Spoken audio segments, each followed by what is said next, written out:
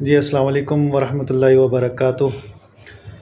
اس وقت اسرائیل اور فلسطین کا تنازع کافی زیادہ پھیل چکا ہے، اور پچھلے 16 روز سے یہ جنگ تقریباً جاری ہے اسرائیل اور فلسطین کے درمیان۔ اس حوالے سے کافی سوالات کیے جاتے ہیں کہ یہ آخر تنازع ہے کیا، اور حماس بیسیکلی کیا کر رہا ہے، اور کیا یہ جو کچھ بھی اس وقت فلسطینیوں پر ہو رہا ہے کیا یہ حماس کی کسی چیز کا رد عمل ہے۔ اس حوالے سے ہم اس پر تھوڑی سی روشنی ڈالیں گے۔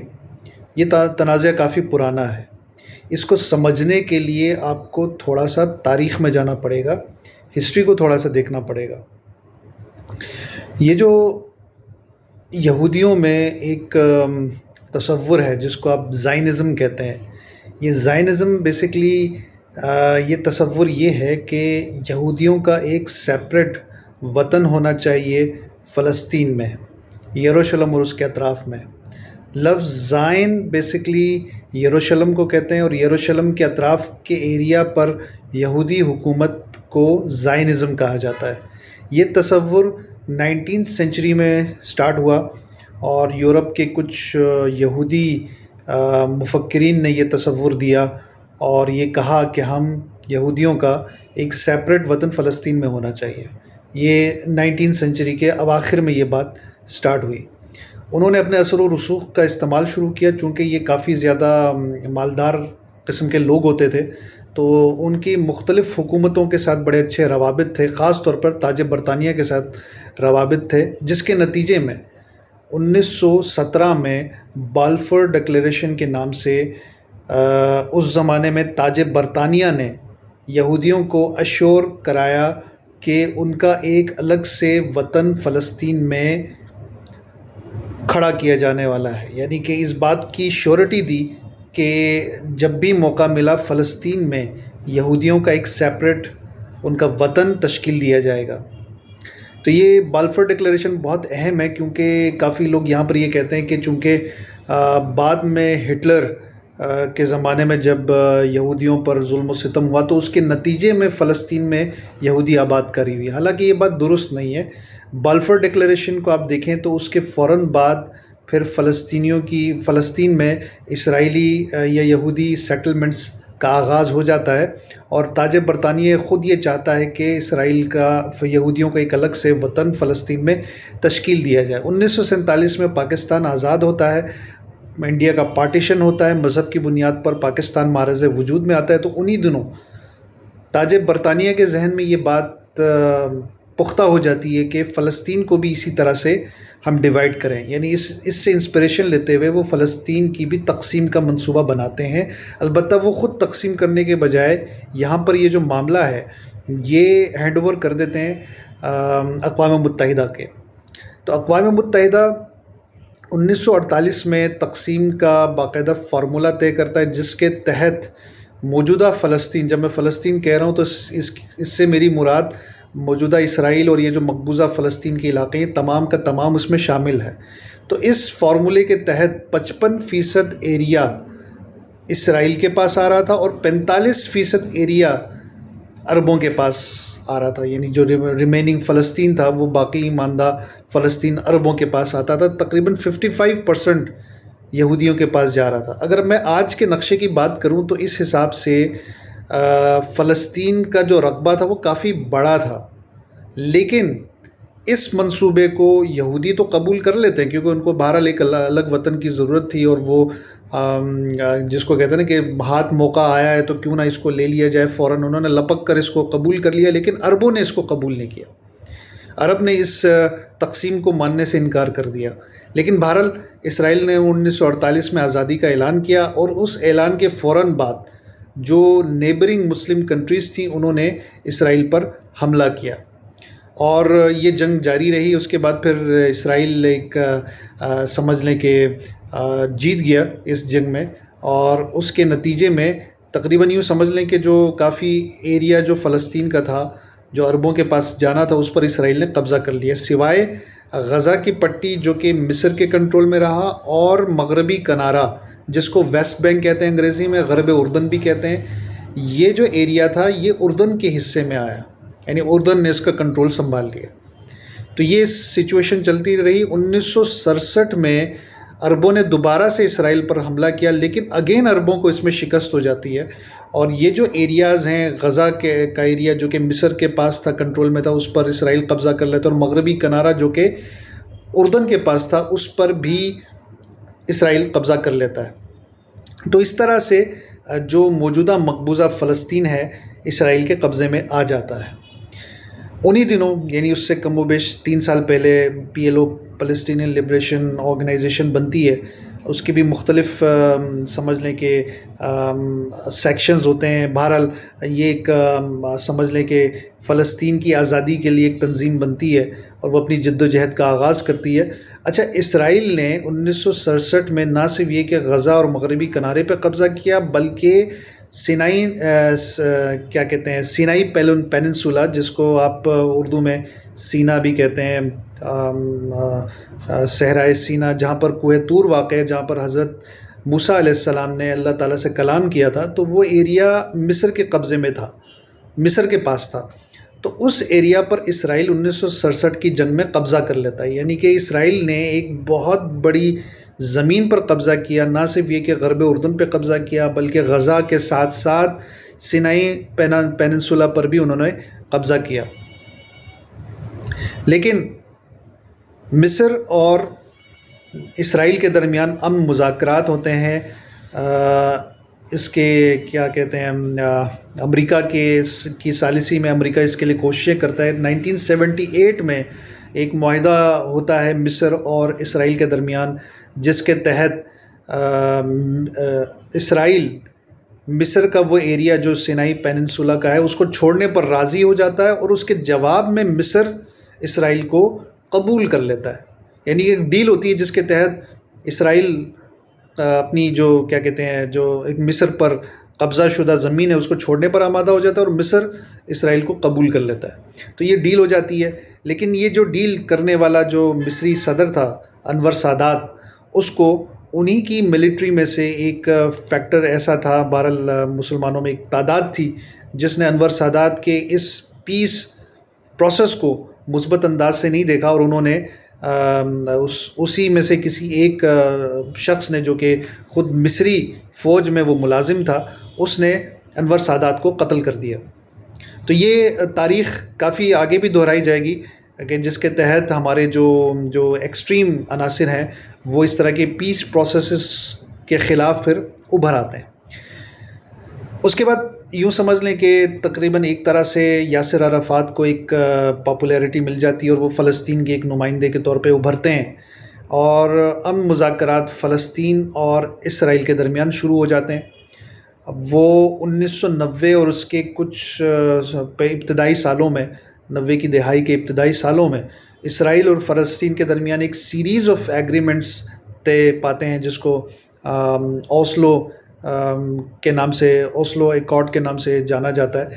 اس پیس پروسیس میں اسرائیل اور فلسطین تقریباً کسی نہ کسی حل تک پہنچ جاتے ہیں، اور وہ حل ہوتا ہے 2 اسٹیٹ سولوشن۔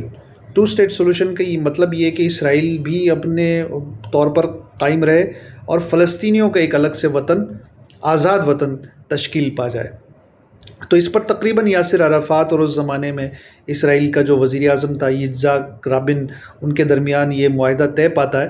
یtzhak رابن اور اس کا جو فورن منسٹر تھا شمون پیرس، انہوں نے اس میں بڑا کردار ادا کیا ہوتا ہے۔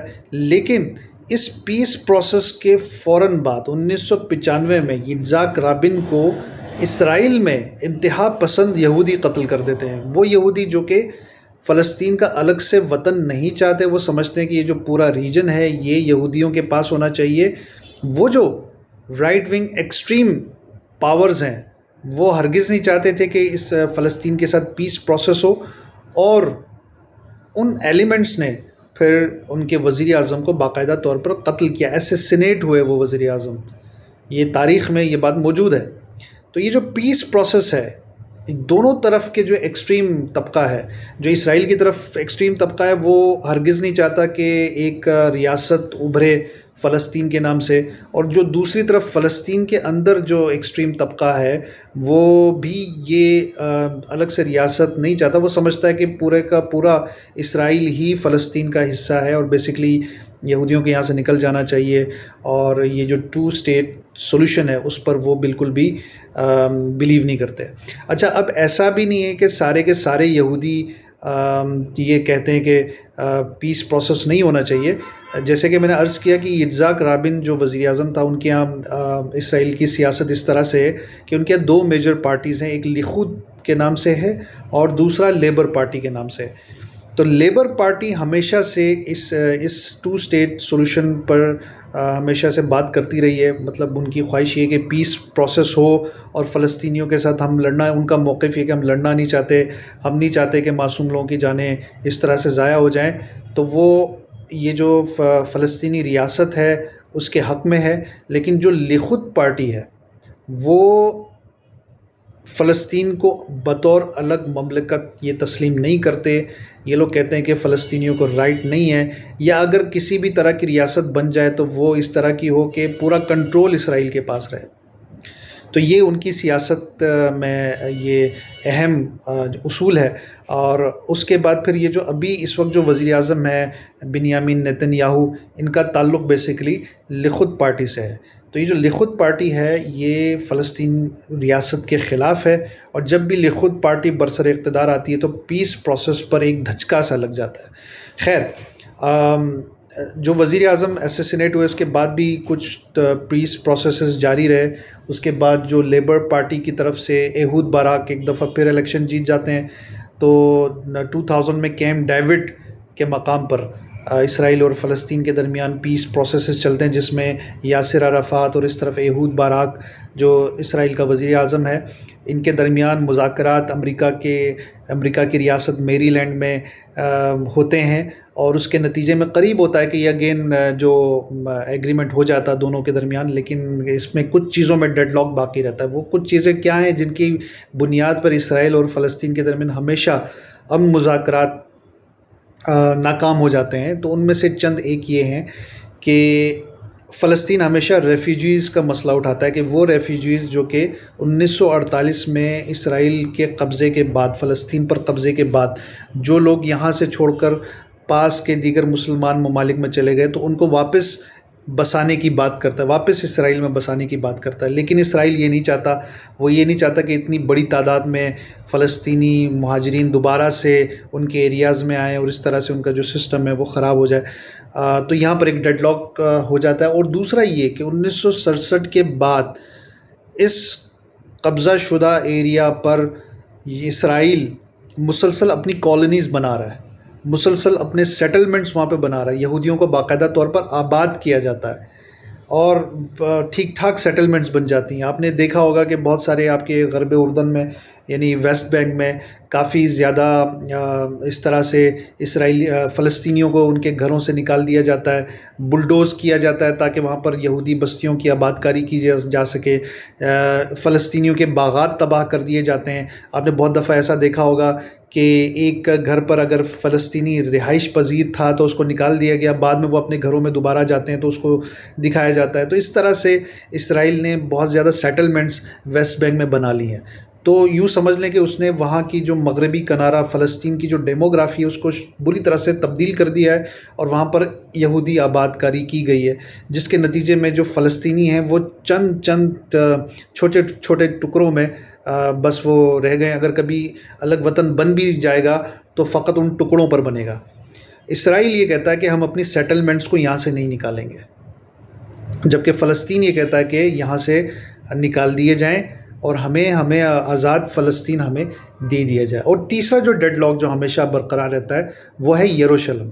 یروشلم مغربی کنارے کا باقاعدہ فلسطین کا ایک شہر رہا ہے، لیکن اسرائیل اس پر قبضہ کرنے کے بعد اس کی خواہش یہ ہے کہ اپنا جو دارالحکومت ہے وہ یروشلم کو بنائے.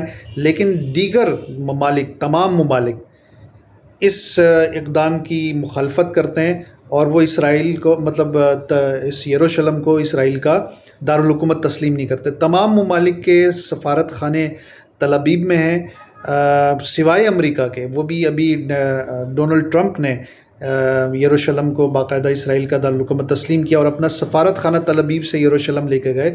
ادروائز کسی نے بھی اسرائیل کے اس قدم کی حمایت نہیں کی. خود امریکہ کے تمام صدور کی ہمت نہیں ہو پائی کہ وہ اسرائیل کے اس کلیم کو قبول کریں.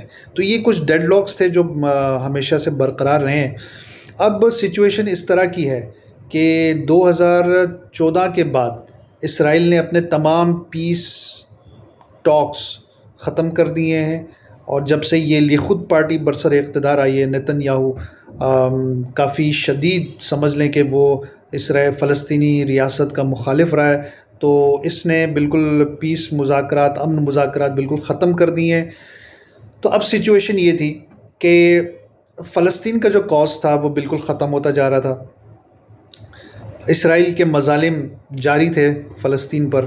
تو یہاں پر حماس نے ایک ایکشن اس طرح کا لیا ہے، رد عمل کہہ لیں، کہ جو برسوں سے فلسطین پر ظلم و ستم کیا جا رہا ہے اور جو پیس پروسیسز یہ روک کر بیٹھے ہوئے ہیں، تو حماس نے اسرائیل پر ابھی ریسنٹلی اٹیک کیا، اور اس کے نتیجے میں پھر اسرائیل نے غزہ پر بمباری کی. غزہ پر ابھی بھی اس کی بمباری جاری ہے اور ہزاروں لوگ اب تک شہید ہو چکے ہیں.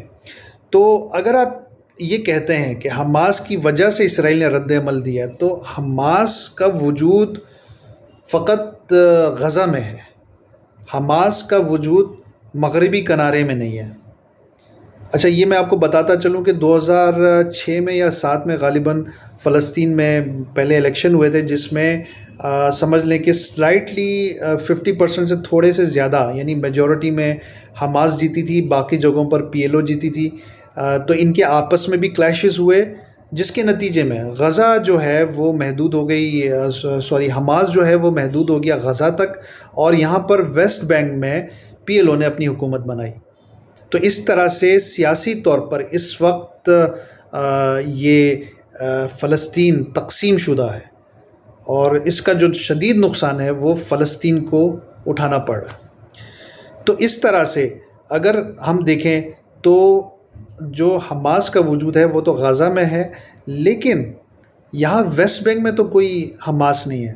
لیکن اس کے باوجود ویسٹ بینک میں جس طرح سے اسرائیل کالونیز قائم کر رہا ہے، فلسطینیوں کو ان کے گھروں سے بے گھر کر دیا جاتا ہے. اور ابھی ریسنٹ میں نے کل ہی ایک رپورٹ دیکھی جس میں فلسطینی وزارت صحت کے مطابق 7 اکتوبر سے لے کر اب تک ویسٹ بینک میں 90 کے قریب فلسطینی شہید کیے گئے. اب مجھے یہ بتائیں کہ ویسٹ بینک میں جب حماس نہیں ہے، اس کے باوجود اسرائیل کی ایکٹیویٹیز وہاں پر ظلم و ستم جاری ہے، تو یہ سمجھنا کہ حماس کی وجہ سے فلسطین پر یہ سب کچھ ہو رہا ہے، یہ بالکل حماقت کے سوا کچھ بھی نہیں ہے. اسرائیل نے جس طرح سے پیس پروسیس کو روکا ہے، اور مزید مطلب وہ شیر ہوتا چلا جا رہا ہے. وہ جو اوسلو ایکارڈز ہوئے، اس کے بعد کیمپ ڈیوڈ ہوا، ان تمام چیزوں کو وہ فراموش کر چکا ہے. اب وہ کھلم کھلا کہتا ہے کہ ہم کسی فلسطینی ریاست کو قائم ہونے نہیں دیں گے. تو یہ بہت بڑی بات ہے. اگر آپ انٹرنیشنل قوانین کو دیکھیں تو UN کے تقسیم کے پلان کے مطابق بھی بات کریں، جو کہ 1948 کا پلان تھا، اس کے حساب سے بھی دیکھیں تو فلسطینیوں کا ایک بہت بڑا حصہ ملنا چاہیے. چلیں اگر آپ 1948 کو چھوڑ دیں تو 1967 کی بنیاد پر اس وقت تمام اقوام عالم 1967 کے جو 1967 کی جو سرحدیں اس کی بات کرتے ہیں، اور یہ کہتے ہیں کہ 1967 کی سرحدوں کو بحال ہونا چاہیے. تو اگر 1967 کی بھی بات کریں تو مغربی کنارہ اور غزہ پر مشتمل ایک فلسطینی ریاست لازمی ہے. اب جو اسرائیل کا موقف ہے کہ وہ ایک تو سیٹلمنٹس کرتا گیا ان جگہوں پر جہاں پر ان کا رائٹ نہیں تھا، یعنی یہ اس طرح سے ہے کہ میں آپ کے گھر پر قبضہ کروں، میں مثال دے رہا ہوں، میں آپ کے گھر پہ قبضہ کروں اور وہاں پر اپنی سیٹلمنٹس کر لوں، میں وہاں پر اپنے صوفاز لگا لوں اور فریج لگا لوں، اپنے ٹی ویز انسٹال کر لوں، LED وغیرہ انسٹال کر لوں.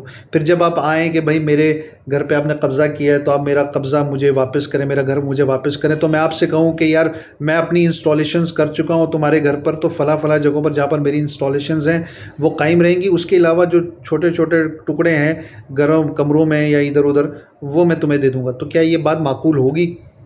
یقیناً نہیں ہوگی.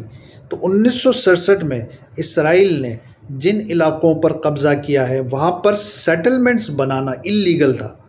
تو اب وہ جب بھی پیس پروسیس ہوتا ہے وہ یہ کہتا ہے کہ میں ان ایریاز پر مطلب جہاں پر میں سیٹلمنٹس بنا چکا ہوں میں وڈرا نہیں کروں گا. تو یہ اس کی بالکل بدماشی ہے. اور یہ جو حماس نے جو کچھ بھی کیا اس کے بعد سے اقوام عالم کی دوبارہ سے توجہ اس مسئلے پر گئی ہے. وہ عرب جو کہ پیس معاہدہ کرنے والے تھے اسرائیل کے ساتھ، کافی عربوں نے کر بھی لیا تھا، کافی عرب جو تھے وہ تیاری میں تھے، تو دوبارہ سے ان کا جو اگر ایک دفعہ یہ سارے مسلمان اسرائیل کو تسلیم کر لیتے ہیں تو پھر فلسطین کا جو کاز ہے وہ بالکل پس پش چلا جائے گا. تو یہ سچویشن ہے. اگر آپ اس سچویشن پورے تاریخ کو مد نظر رکھے بغیر دیکھیں گے تو آپ کو یہی لگے گا کہ ایک حماس نے ایک انتہائی بے وقوفی کی جس کے بعد پھر فلسطینیوں پر اس طرح سے ظلم و ستم کے پہاڑ ٹوٹے. لیکن اگر آپ پیچھے سے پوری ہسٹری دیکھیں تو آپ کو قصوروار صرف اور صرف اسرائیل نظر آئے گا. والسلام علیکم ورحمۃ اللہ وبرکاتہ.